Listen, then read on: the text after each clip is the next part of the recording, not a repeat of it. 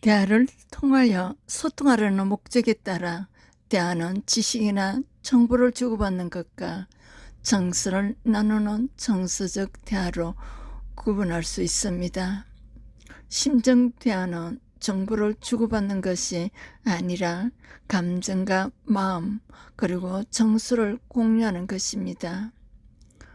이는 단순히 감정을 드러내는 것이 아니라 정서적 상태를 파악하고 깊은 관계와 소통을 하는 것입니다. 심정 대화는 진술된 언어나 진술의 내용을 넘어 이면에서 드러나지 않은 정서를 이해하고 속마음을 나누는 것입니다. 일반적인 대화는 그 내용이나 방식에 따라 5개의 수준으로 구분할 수 있습니다. 1수준의 대화는 형식적이고 의례적인 수준의 대화로 일상적인 취임새나 의무적인 대답이나 상투적인 말에 나열 수준으로 회피와 귀찮은 마음이 깔려있다고 할 수 있습니다. 이 수준의 대화는 사실과 정보를 교환하는 수준으로 지식을 나눈 사실 중심의 대화로 정서나 상태가 반영되지 않는 비상적인 관계의 대화입니다. 대화의 내용은 구체적이고 객관적 사실을 중심으로 하지만 관계를 중심으로 하지 않는 것입니다. 3수준 대화는 자신의 견해나 의견을 교환하는 수준에서 이루어지는 것으로 가장 일상적인 대화 수준으로 종종 갈등이 유발되기도 한다. 자신의 견해와 입장이 우선되면서 대립과 갈등이 나타나기도 하고 가르치는 자세가 나타나 저항을 유발하게 되는 것이다. 4수준 대화는 진솔한 감정을 교환하고자 자기 감정의 솔직한 의사소통 수준으로 상대에 대한 존중과 신뢰가 전제되어야 가능한 수준이다. 일상에서의 대화를 넘어서는 단계로 신뢰를 전제로 진행되기 때문에 긴장을 줄이고 편하게 자신의 감정에 솔직해질 수 있는 수준에서 진행된다. 5수준 대화는 마음을 나누는 공감의 수준으로 깊이 마음을 나누는 것으로 말하지 않아도 정서적 경험이 나타나기도 한다.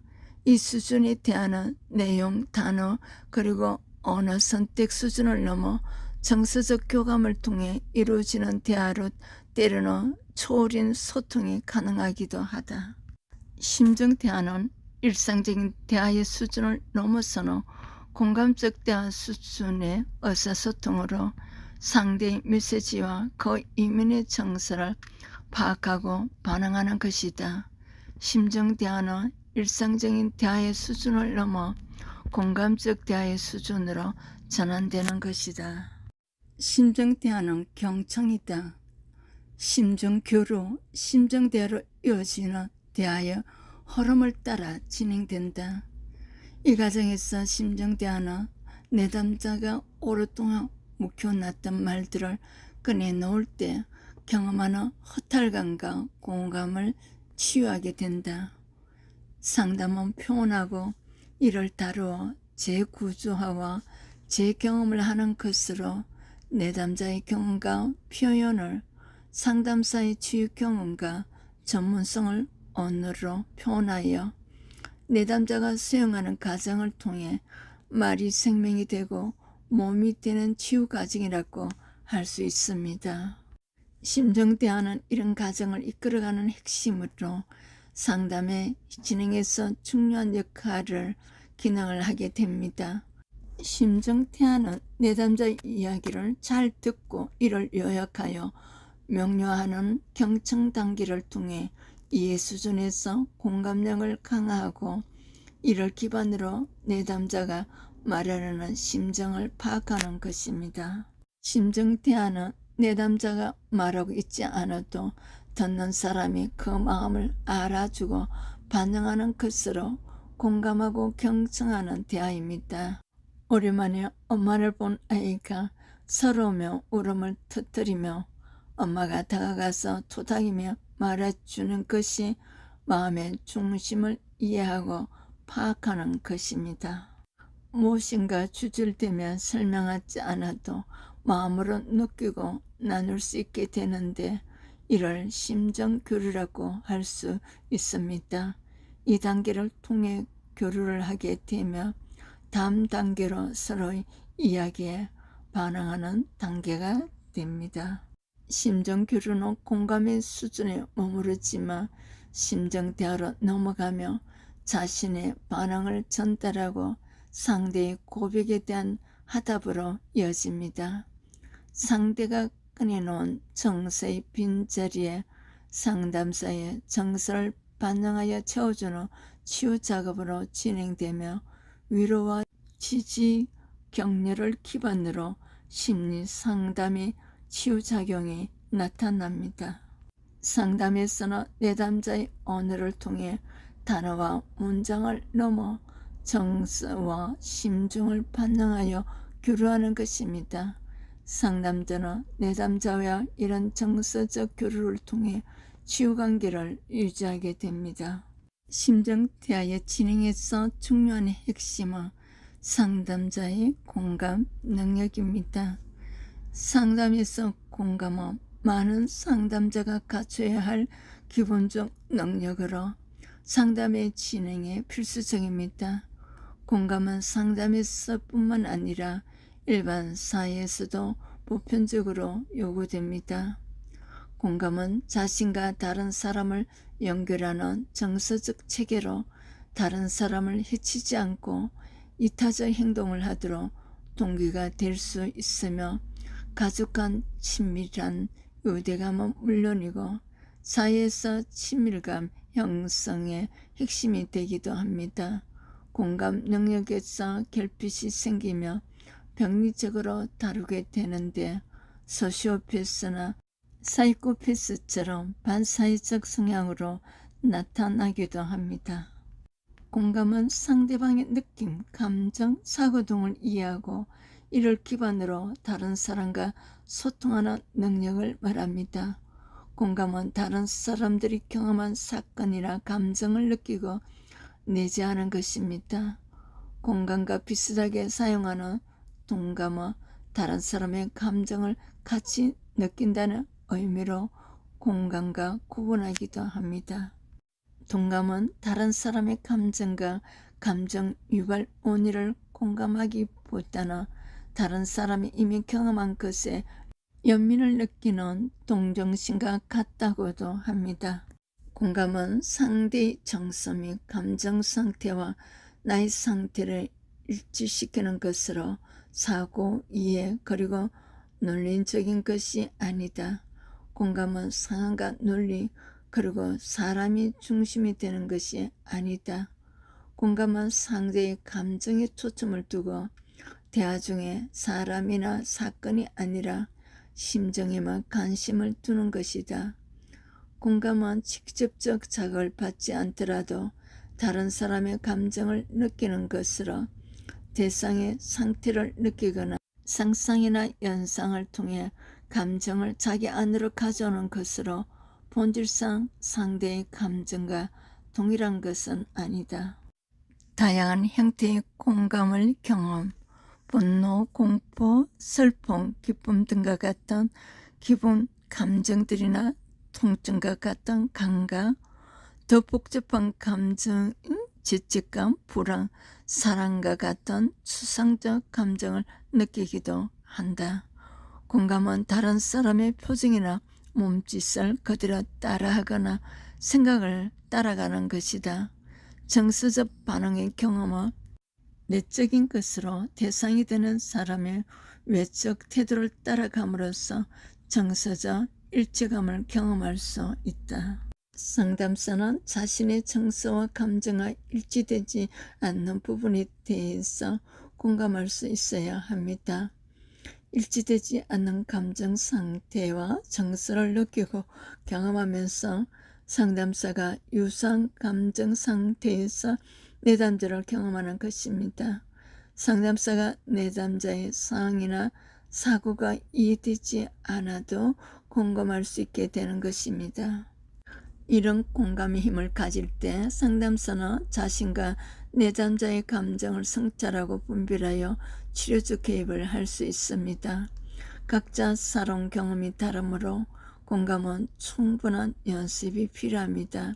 싫은 사람이라거나 상황이나 내용이 이해되지 않거나 자기 입장과 반대에 있다고 할지라도 내담자와 공감할 수 있는 상태가 될 수 있어야 합니다. 공감은 자동적인 감정이 아니라 자신의 경험과 일치시켜 내담자의 수준에서 떠올리는 정서와 감정 상태입니다. 이때 내담자와 깊은 만남이 일어나며 치료적 관계뿐 아니라 문제 해결이 일어납니다. 상담에서 공감은 모든 상담 기법과 밀접하게 관련되어 있습니다. 상담사는 내담자의 감정이나 정서 상태를 경험함으로써 현실에서 드러나는 상태를 이해하고 다루며 상담사와 상호작용을 통해 안전망을 구축하는 것입니다. 상담에서의 공감은 개인 경험이든 가족 경험이든 관계없이 내담자의 내재된 정서와 감정 문제를 이해하고 해결을 촉진하는 핵심 조건이 됩니다. 이런 조건에서 공감은 내담자와 같은 수준의 감정을 상담자가 그 안에서 다뤄낼 수 있는 능력으로 치료적으로 작용하게 됩니다. 상대의 감정과 그로 인해 촉발된 상담사의 감정이 다르며 이런 감정을 다른 사람에게 함께 느낄 수 있지만 근본적으로 다른 감정이라는 것을 알아차리게 되며 공감의 힘을 경험하게 됩니다. 상대의 감정과 정서 상태를 변화시킬 힘은 치료인데 공감은 상담사가 자신의 감정을 통제하고 다룰 수 있어야 합니다. 치료에서 공감의 핵심은 자기 자신의 감정을 다스릴 수 있는 상태에서 다른 사람의 감정을 만나는 상태가 되어야 하며 스스로 감정을 통제할 수 있는 상태에서 상담자가 자신의 정서와 감정을 극복한 경험을 통해 내담자의 에너지 작용에 긍정적 영향을 줄 수 있게 됩니다. 이런 점들은 공감이 상담의 기초가 되며 내담자와 상호작용하고 문제를 다루어 정서 변화를 촉진하는 핵심이 됩니다. 공감은 상담에서 가장 보편적이고 일반적입니다. 공감은 경직된 마음과 몸을 이완시키고 관계로 연결하는 상태가 되도록 합니다. 상담은 이런 관계를 통해 상호적 소통과 교류를 통해 치유 작업을 하게 하는 것입니다. 상담을 통하여 사람이 살아온 자신의 삶을 성찰하고 현재의 현상을 이해하는 것입니다. 상담은 오랜 기간 관찰을 통해 행동이나 태도로 예측하거나 평가하면서 마음을 가늠하기도 합니다. 마음은 직접 확인하거나 볼 수 없기에 행동, 말, 표정, 몸짓, 태도와 반응 등 다양한 정보로 확인하게 됩니다. 개인이나 공동체, 사회에서 살아가는 데 필요한 방식을 경험하고 드러내는 것입니다. 동일 상황이나 환경에서도 서로 다른 방식으로 대응하거나 서로의 대응 방식을 이해하지 못해 갈등이 나타나기도 합니다. 이로 인해 분쟁이 발생하고 위기가 만들어지기도 합니다.